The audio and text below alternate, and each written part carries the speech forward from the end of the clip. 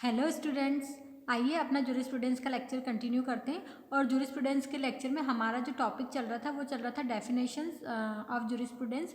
और डेफिनेशन में हम लोग जो है ऑस्टिन की डेफिनेशन भी समझ चुके थे, उसका क्रिटिसिज्म भी कर चुके थे। आज हम जो डेफिनेशन पढ़ने वाले हैं वो है हॉलैंड की डेफिनेशन। ये डेफिनेशन एग्जाम में पूछी जाती है, इसीलिए इम्पोर्टेंट डेफिनेशन है, तो ध्यान से पढ़िए। ज़्यादा अंतर नहीं है। उनने सिर्फ उसको बोला था जो है उस अपनी डेफिनेशन में पॉजिटिव साइंस बोला था, और इनने क्या बोला है, फॉर्मल साइंस बोला है। तो बस ये डिफरेंस है थोड़ा सा, तो देखते हैं क्या है।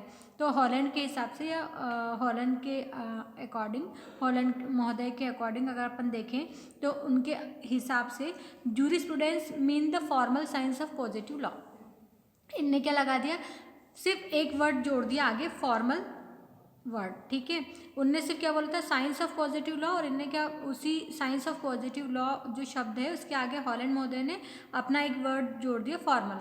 फॉर्मल का मतलब होता है जो अगर अपन बात करें फॉर्मल वर्ड की, तो औपचारिक रूप से, मतलब औपचारिक रूप से मतलब फॉर्मली। ठीक है, तो formal science of positive law, it is an analytical science rather than a material science. अब पॉजिटिव लॉ तो इनने भी बोला है, फॉर्मल साइंस बोला है, लेकिन मेन बात क्या है, क्या निकल के आती है उसमें से अगर हम देखें तो एनालिटिकल साइंस, ये एक एनालिटिकल साइंस है। एनालिटिकल साइंस है मतलब विश्लेषणात्मक विज्ञान है, जो कि विश्लेषण करता है, एनालिसिस करता है, rather than a material science. किसकी तुलना के बजाय, मटीरियल साइंस मतलब भौतिक विज्ञान की बजाय इनने इसको कौन सा साइंस बोला, इनने इसको बोला है एनालिटिकल साइंस। आ गई बात समझ में। उनने जो ऑस्टिन है, ऑस्टिन ने इसको क्या बोला था, मटीरियल साइंस बोला था, है ना। और इनने भी साइंस तो बोला है, लेकिन कौन सा साइंस बोला है इनने, एनालिटिकल साइंस। एनालिटिकल साइंस मतलब विश्लेषणात्मक विज्ञान, जिसमें कि क्या किया जाता है, विश्लेषण किया जाता है। आपके पास कोई डेटा है, विश्लेषण का मतलब क्या होता है, तो डेटा है, आपने डेटा कलेक्ट किया है, अब उस डेटा में से आप जो इन्फॉर्मेशन अपने यूज़ की है, उस इन्फॉर्मेशन को क्या करते हो, अलग अलग कैटेगरी वाइज डिवाइड करते हो, कैटेगरी के हिसाब से यूज़फुल इन्फॉर्मेशन को बांटते हो, और बांटने के बाद उसका जो किसी कंक्लूजन पर पहुंचने के लिए जो आप बीच की सारी प्रोसेस करते हो, तो वो क्या कहलाती है, उसका एनालिसिस करना कहलाती है। डेटा का एनालिसिस करना मतलब विश्लेषण करना कहलाता है। तो इनने लॉ के विश्लेषण पे जोर दिया है कि कानून जो है वो कैसा होना चाहिए, उसका एनालिसिस किसने किया है, हॉलैंड ने किया है। ठीक है, तो इसीलिए इनने क्या क्या बोला है, उनको एनालिटिकल साइंस बोला है। हम देखते हैं, अगर पॉइंट वाइज देखते हैं इसमें कि और उनने क्या क्या बातें बोली है इसके लिए, तो आपको दिखेगा पहला, ही डिफाइंड टर्म पॉजिटिव लॉ।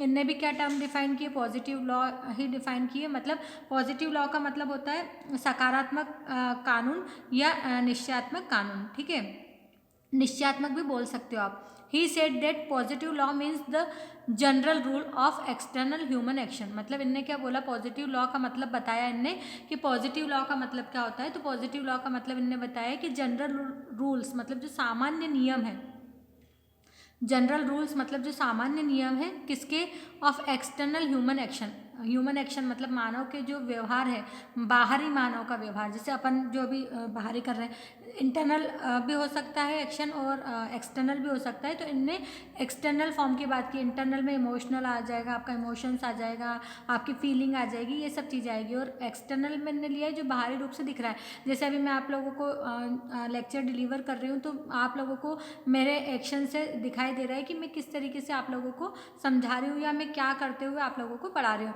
तो यहाँ पे इनने इस बात पे जोर दिया है। ठीक है, action enforce by a sovereign political authority. लेकिन किसके, तो वो एक्शन जो कि इन्फोर्स करवाए जाते हैं, किसके द्वारा इन्फोर्स करवाए जाते हैं, लागू करवाए जाते हैं, किसके द्वारा, सोवरेन पॉलिटिकल अथॉरिटी। सोवरेन मतलब संप्रभु, संप्रभु मतलब जिसके अंदर खुद की सारी पावर हो। मैं आईआर से आप लोगों को पढ़ाते आ रही हूँ, तब से मैंने सोवरेन वर्ड आपको पढ़ाया है। जो अपने सोवरेन अथॉरिटी कौन होती थी, पुराने ज़माने में राजा होते थे। आज की सोवरेन अथॉरिटी कौन है, तो अगर अपन बात करें तो प्रेसिडेंट से, प्रेसिडेंट अपने जो प्रेसिडेंट है, प्रेसिडेंट मतलब राष्ट्रपति, प्राइम मिनिस्टर, अपने मुख्यमंत्री, ये सब कौन होते हैं, सोवरेन अथॉरिटी है। और ये सोवरेन पॉलिटिकल अथॉरिटी, क्योंकि इनको जो चुना गया है वो थ्रू, अगर अपन सीएम की बात करें, चीफ मिनिस्टर की अगर अपन बात करें, या अपन प्राइम मिनिस्टर की बात करें तो ये पॉलिटिकल सॉवरेन अथॉरिटी, क्योंकि इनको जो सत्ता मिली है, इनको जो पावर मिली है, इनको जो शक्ति मिली है वो काय के थ्रू मिली है, थ्रू पॉलिटिकल पार्टी। तो पॉलिटिक्स के जरिए इनको मिली है। तो वहाँ पे वही बात है, आप ये पॉलिटिकल पार्टी के जो लीडर्स होते हैं या जो सत्ता में जो सोवरेन अथॉरिटी आती है, सोवरेन पॉलिटिकल अथॉरिटी, वो क्या काम करती है, तो वो लॉ बनाने का काम करती है और फिर उसको इन्फोर्स किया जाता है। तो इससे क्या होता है, ह्यूमन के जो एक्शंस हैं, एक्सटर्नल एक्शन, इंटरनल की बात नहीं बोलिए, एक्सटर्नल की बात बोलिए, तो ह्यूमन के जो एक्सटर्नल वो एक्शंस है उनको फॉलो करवाते हैं। तो इसीलिए इसको क्या बोला उनने, पॉजिटिव लॉ बोला। आई होप आप लोगों को ये लाइन समझ में आई होगी। अगला जो पॉइंट इन्होंने बोला है वो ये बोला है, वी कैन सी दैट, हम देख सकते हैं कि ही simply added the word formal. उनने सिंपली मतलब अपनी जो ऑस्टिन की डेफिनेशन थी उसमें सिर्फ एक वर्ड जोड़ दिया, फॉर्मल।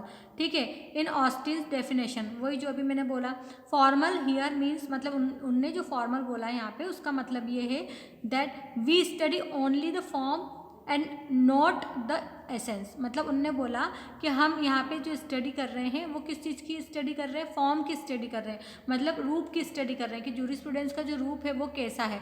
हम उसके सार की स्टडी नहीं कर रहे हैं। सार मतलब उसका जो कंक्लूजन है, कंक्लूजन की बात हम नहीं कर रहे हैं, हम उसके रूप की बात कर रहे हैं, उसके स्वरूप की बात कर रहे हैं, उसके नेचर की बात कर रहे हैं। ठीक है, तो इसलिए इनने क्या लगाया, फॉर्मल बोल दिया। इसलिए उन्होंने क्या बोला, औपचारिक, मतलब एक जनरल फॉर्मेलिटी के हम इस तरीके से उसको पढ़ना चाहते हैं। ठीक है, अगला जो पॉइंट है, अगले पॉइंट में वो बताना चाह रहे हैं, according to Holland, jurisprudence is not concern with the actual material contents of law but only with this fundamental conceptions. वो जो है वो किस चीज़ से कनेक्टेड नहीं है, किस चीज़ से कंसर्न नहीं करते हैं, एक्चुअल मटेरियल कंटेंट्स, जो वास्तव में जो लॉ का मटेरियल कंटेंट्स होता है।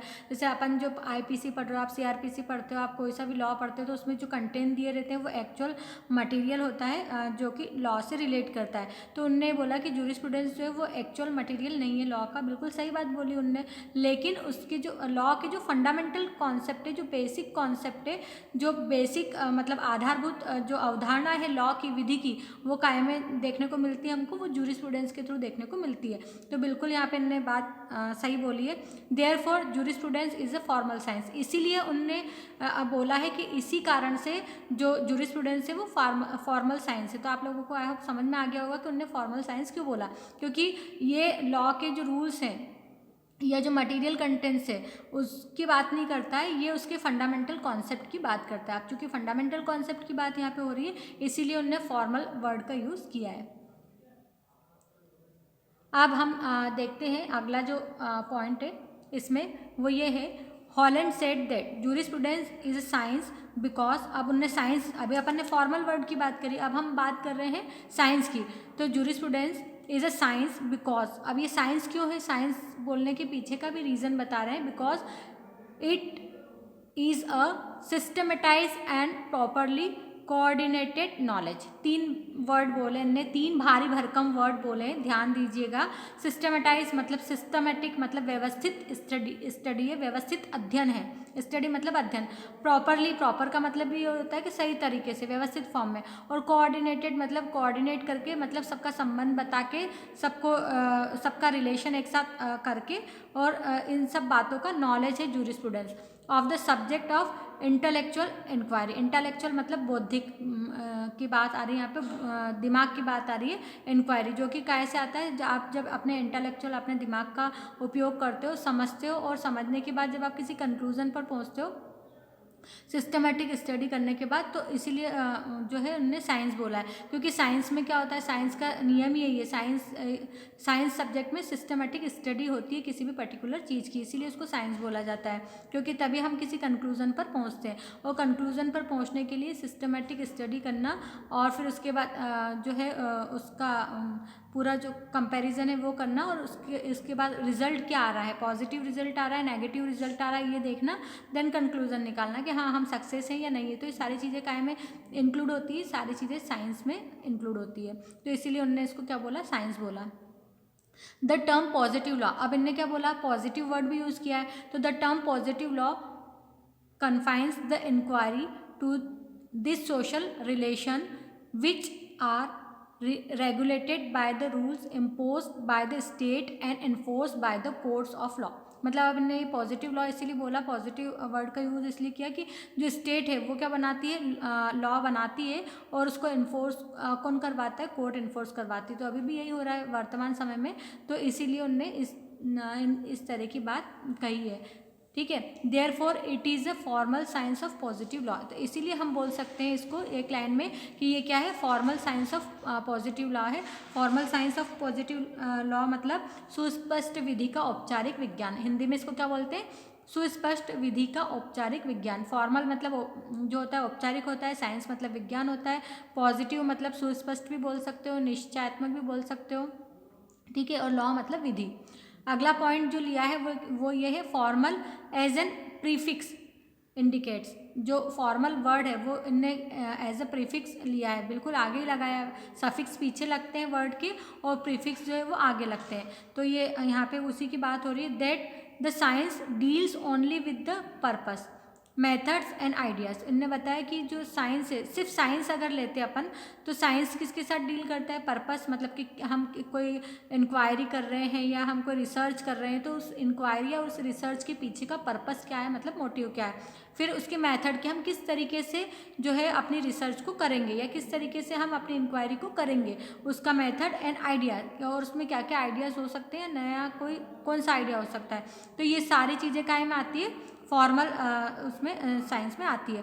On the basis of the legal system as distinct from material science with deals only with the concrete details of law. तो यहाँ पे इनने क्या बात की कि इनने केवल जो कॉन्क्रीट डिटेल्स होती है लॉ की, मतलब कानून का ठोस विवरण है, उसके बारे में बात की है किन्ने, हॉलैंड महोदय ने।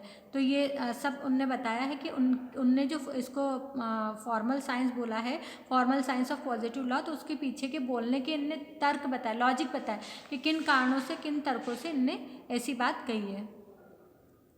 अब हम चलते हैं इनकी क्रिटिसिज्म पे आते हैं कि इनको क्रिटिसाइज किसने किया है ये डेफिनेशन को। तो criticise by Gray and doctor Jenks. आप ये क्या बोल रहे हैं, ग्रे महोदय और ये इनके बारे में। तो अभी अपन ने देखा था, according to them jurisprudence is a formal science because it is concern with the form, conditions, social life, human relations that gives grow up in the society and to which society attach legal significance। ठीक है, तो अब इनका क्या बोलना पड़ा था, अभी अपन ने जब जूरिस्प्रूडेंस की इनके हिसाब से डेफिनेशन पढ़ी थी हॉलैंड के हिसाब से, तो उसमें अपन ने देखा था इन्हें फॉर्मल साइंस बोला, उसके पीछे का कारण इन्हें बताया था कि क्या कारण है। ये सोशल लाइफ है, कंडीशंस होती है, फॉर्म मतलब रूप होते हैं, ह्यूमन रिलेशन के मानव का व्यवहार होता है और आगे बढ़ने के लिए, सोसाइटी में रहने के लिए, तरक्की करने के लिए, और इसी कारण हम जो लॉ की जो विधि की या जो कानून की अवधारणा है इससे कनेक्ट होते हैं। तो अब इसको क्रिटिसाइज किस तरीके से किया है ये देखिए, this definition has been criticise on the ground, मतलब किस आधार पे इस डेफिनेशन को क्रिटिसाइज किया है, मतलब आलोचना की है, that this definition is concern only with the form and not the not the, अगर अपन बात करें तो इंट्राइसेसी। तो यहाँ पे जो बात हो रही है वो किस चीज़ की बात हो रही है, इंट्राइसेसिस की बात हो रही है। तो इनने इंट्राइसेसिस मतलब जो है पेचीदगियों के बारे में बात नहीं की है, किसके बारे में बात की, केवल ओवरऑल ऊपर बात की, फॉर्म मतलब रूप की बात की है, उसके अंदर डीप में नहीं उतरे, और डीप में उतर के इनने जो पेचीदगी होती है लॉ की, कानून की, वो नहीं बताया, उसके बारे में बात नहीं की है। इस परिभाषा की इस आधार पर आलोचना की गई है कि परिभाषा केवल रूप से संबंधित है, न कि पेचीदगियों से। मतलब इसका फॉर्मल रूप बताया कि हाँ ये जो डेफिनेशन है वो इस तरह की है, फॉर्मल साइंस है, और उसके अंदर क्या मतलब और डीप में हो सकता है, इसका इफेक्ट क्या हो सकता है, उसकी बात नहीं की है। तो आई होप आप लोगों को ये लेक्चर समझ में आया होगा। अगर आप लोगों को कोई भी इशू है लेक्चर से रिलेटेड तो आप मुझे मैसेज कर सकते हैं। Take care, till bye bye.